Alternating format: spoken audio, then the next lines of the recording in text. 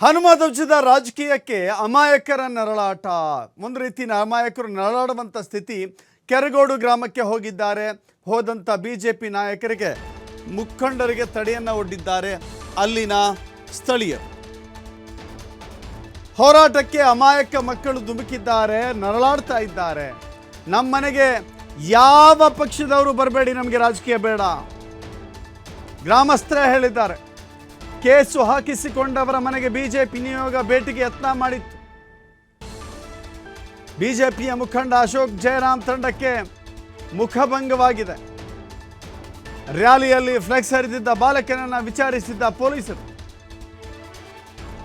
BJP ನಿಯೋಗಕ್ಕೆ ಮನೆ ಬಾಗಿಲಲ್ಲೇ ತಡೆಯೊಡ್ಡಿದ ಬಾಲಕನ ತಂದೆ. ಬಿಜೆಪಿ ನಿಯೋಗ ಮನೆ ಬಳಿ ಬರ್ತಾ ಇದ್ದಂತೆ ಮನೆಗೆ ಬರಬೇಡಿ ಪ್ಲೀಸ್ ಅಂತ ಹೇಳಿ ಬೀಗ ಹಾಕಿದ್ದಾರೆ.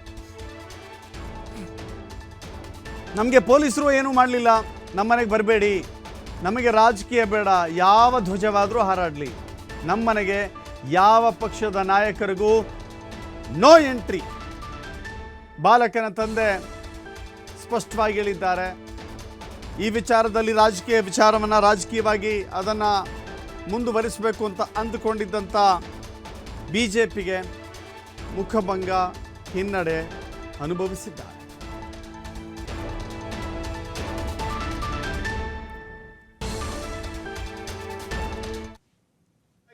ನನ್ನ ಮಗನ್ಗೆ ಏನು ಆಗಿಲ್ಲ, ಏನು ಇಲ್ಲ, ಯಾರು ಪೊಲೀಸರು ಏನು ಮಾಡಿಲ್ಲ. ಏನ್ ಮಾಡಿ ಏನಿಲ್ಲ ಪೊಲೀಸ್ ಹೇಳಿದ್ರಪ್ಪ ಏನು ಮಾಡಿಲ್ಲ ಕಂಬಿಡಿ. ಎಷ್ಟು ಗಂಟೆ ಕೊಟ್ಟರು ಹೋಲಿ? ನಾನೊಬ್ಬ ಸತ್ತು ಬಂದಿನಿ, ನಮ್ ಬೇಡ, ನಮ್ಗೆ ಏನ್ ಕ್ರಿಯೆ ಅಧಿಕಾರ, ನಮ್ಗೆ ಏನಿಂದ ಯಾವ ಆರ್ಡರ್ನ ಆರಿಸ್ಕೊಳ್ಳಿ, ಏನೋ ಮಾಡ್ಕೊಳ್ಳಿ, ಹೋಗ್ರಿ, ನಮ್ಗೇನು ಅಭಾಗಾಯ್ತು.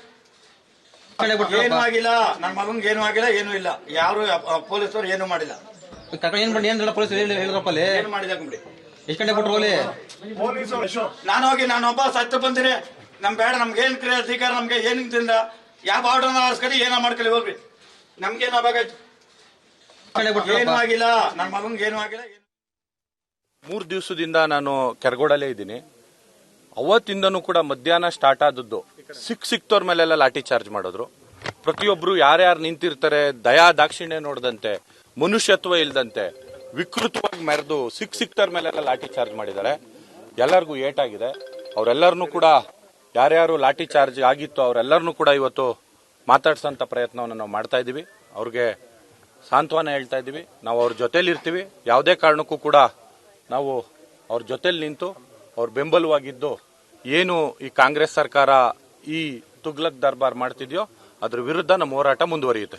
ಈಗ ಇಷ್ಟು ಮನೆಗಳಿಗೆ ನಾವು ಹೋಗ್ತಾ ಇದೀವಿ, ಇವ್ರಿಗೆಲ್ಲ ಲಾಠಿ ಚಾರ್ಜ್ ಆಗಿದೆ. ಇವರೆಲ್ಲರನ್ನೂ ನಾವು ಪಾಕಿಸ್ತಾನದಿಂದ ಕರ್ಕ ಬಂದಿದ್ವಾ ಅಥವಾ ಬಾಂಗ್ಲಾದೇಶದಿಂದ ಕರ್ಕ ಬಂದಿದ್ವಾ? ಎಲ್ಲಿಂದ ಬಂದಿದ್ರು ಇವರೆಲ್ಲ? ಕೆರಗೋಡರೇ ತಾನೆ. ಈಗ ನಾನೆಲ್ಲರೂ ಬೇರೆ ಹೋಗಿ ಬೆಂಗಳೂರಲ್ಲೋ ಮೈಸೂರಲ್ಲೋ ಎಲ್ಲಾದ್ರೂ ಬೇರೆ ಕಡೆ ಏನಾದ್ರು ನಾನು ಅವ್ರನ್ನ ಹೋಗಿ ಮಾತಾಡ್ಸ್ತಾ ಇದ್ದೀನ? ಯಾರಿಗ್ ಲಾಠಿ ಚಾರ್ಜ್ ಆಗಿದೆ? ಯಾರು ಹೊರಗಡೆ ಒಬ್ರನ್ನ ಪ್ರೂವ್ ಮಾಡಿಸಿ, ಎಲ್ಲಿಂದಾರು ಹೊರಗಡೆಯಿಂದ ಬಂದವ್ರೆ ಅಂತ. ಒಬ್ರು ಯಾರು ಹೊರಗಡೆಯಿಂದ ಬಂದಿದ್ದಾರೆ, ಆಯ್ತಾ? ಮಾನ್ಯ ಸ್ಥಳೀಯ ಶಾಸಕರು ನಾನು ಕೇಳ್ತೀನಿ, ನಿಮ್ಮ ಹತ್ರ ದಾಖಲೆ ಇದ್ರೆ ಕೊಡಿ. ಯಾರು ಒಬ್ರು ಹೊರಗಡೆಯಿಂದ ಬಂದು ಲಾಠಿ ಏಟ್ ತಿಂದಿರೋರು ಯಾರು ಇದ್ರೆ ದಯಮಾಡಿ ತೋರಿಸಿ. ಯಾರು ಬಂದವರೇ ತೋರಿಸಿ. ಬೆಂಗಳೂರಿಂದ ಯಾರು ಬಂದವರೇ ತೋರಿಸಿ, ಮೈಸೂರಿಂದ ಯಾರು ಬಂದವರೇ ತೋರಿಸಿ. ನಿಮ್ಗೆ ಮೊನ್ನೆ ಜನ ಆಕ್ರೋಶ ಹೆಂಗಿತ್ತು ಅನ್ನೋದನ್ನ ತಾವೇ ಎಲ್ಲ ತಮ್ಮ ಮಾಧ್ಯಮದಲ್ಲಿ ತೋರಿಸಿದಿರಿ. ಯಾವುದೇ ಕಾರಣಕ್ಕೂ ಒಬ್ಬ ಬೇರೆ ಕಡೆಯಿಂದ ಬಂದಿಲ್ಲ, ನಾವ್ ಯಾರನ್ನೂ ಕರೆದಿಲ್ಲ. ಸ್ವಯಂ ಪ್ರೇರಿತವಾಗಿ ಜನ ಆಕ್ರೋಶ ಅವತ್ತು ಯಾವ ಮಟ್ಟಕ್ಕಿತ್ತು ಅಂದ್ರೆ ನೀವೇ ನೋಡಿದಿರಿ, ಆಯ್ತಾ? ಏನಕ್ಕೆ ಆಕ್ರೋಶ ಬತ್ತು? ಯಾಕೆ ಇವ್ರು ಮಾಡಿದ್ರು? 144 ಸೆಕ್ಷನ್ ಜಾರಿ ಮಾಡೋಂತ ಅಗತ್ಯ ಏನಿತ್ತು? ಹನುಮ ಧ್ವಜನ ಇಳಿಸೋಂತ ಅವಶ್ಯಕತೆ ಏನಿತ್ತು? ಯಾರು ರಾಜಕೀಯ ಮಾಡ್ತಿರೋರು? ನಾಚಿಕೆ ಆಗಲ್ವಾ ಇವ್ರಿಗೆ? ಕಾಂಗ್ರೆಸ್ ಸರ್ಕಾರಕ್ಕೆ ಹೇಳ್ತಾರಲ್ಲ. 3 ದಿವಸದಿಂದ ನಾನು ಕೆರಗೋಡ